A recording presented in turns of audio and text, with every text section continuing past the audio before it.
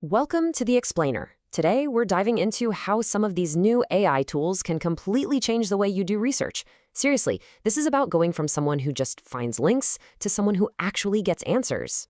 You know the feeling, right? We've all been there.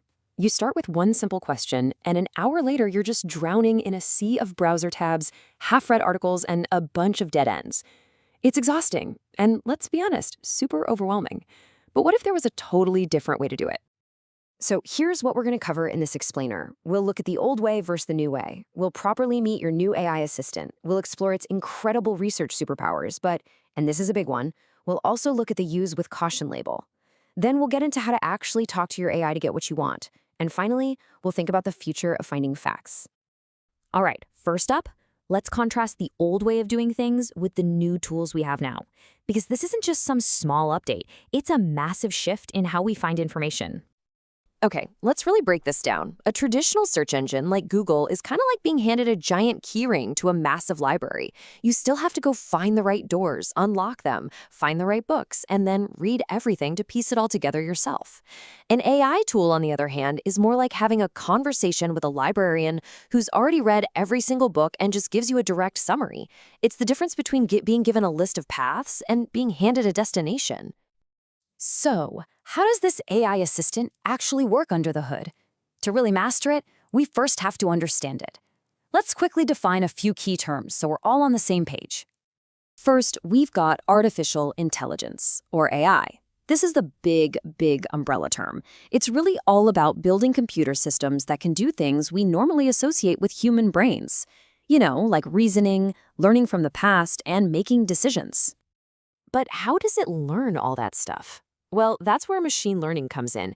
It's a part of AI where, instead of programming a computer with a million rules, you feed it a ton of data and let it figure out the patterns for itself. The more data it sees, the smarter it gets. And that brings us to the real engine behind the tools we're talking about today, large language models, or LLMs. Think ChatGPT. These models have been trained on just an unbelievable amount of text from the internet, books, articles, you name it. But here's the key thing to remember. They're not trained to think.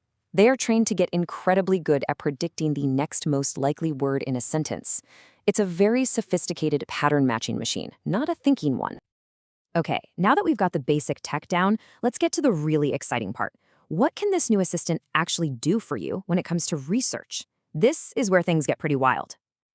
These tools basically have a whole suite of superpowers. I mean, they can take a dense 50-page report and spit out the key bullet points in seconds. They can pull out every single person's name or location from an article. You can ask them to transform a formal document into a casual email or analyze customer reviews to see if they're positive or negative. They can even help you brainstorm ideas or, get this, write simple code to pull data from a website for you. This stuff can just slash your research time. And this quote right here just hits the nail on the head. We're not talking about a small, incremental change. This is a massive leap in how we gather and make sense of information. Just think about doing work in minutes that not too long ago would have taken you hours, maybe even days of grinding it out manually. But, and this is a huge but, this superpowered assistant is not perfect. Far from it. In fact, it's got some really critical flaws. And if you ignore them, you're taking a huge risk. So it is absolutely vital that you understand the use with caution label.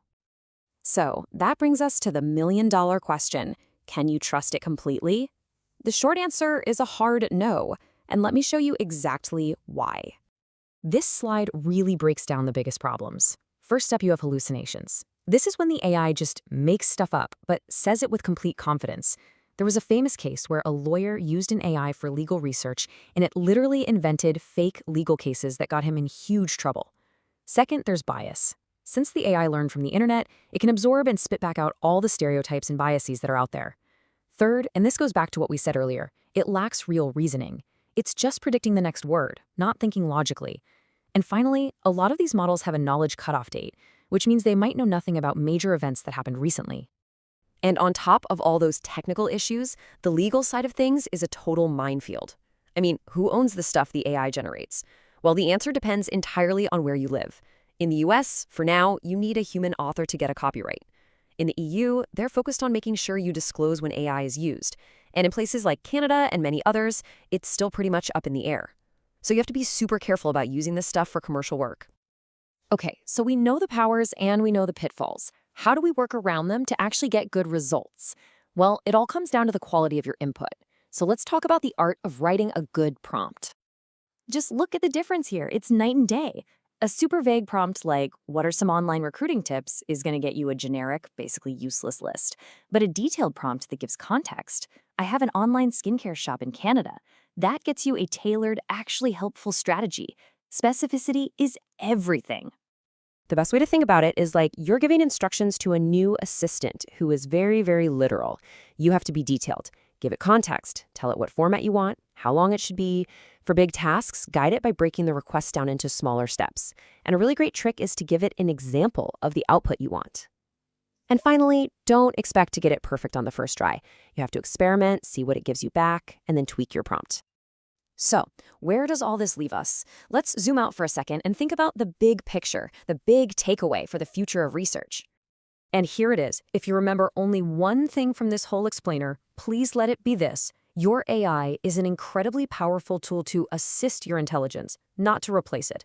You are still the researcher. You're in the driver's seat. Your job is to guide the tool, to always, always verify its output, to edit its work, and most importantly, to apply your own critical thinking over top of it all. And that leaves us with one final, and I think really important, question to chew on.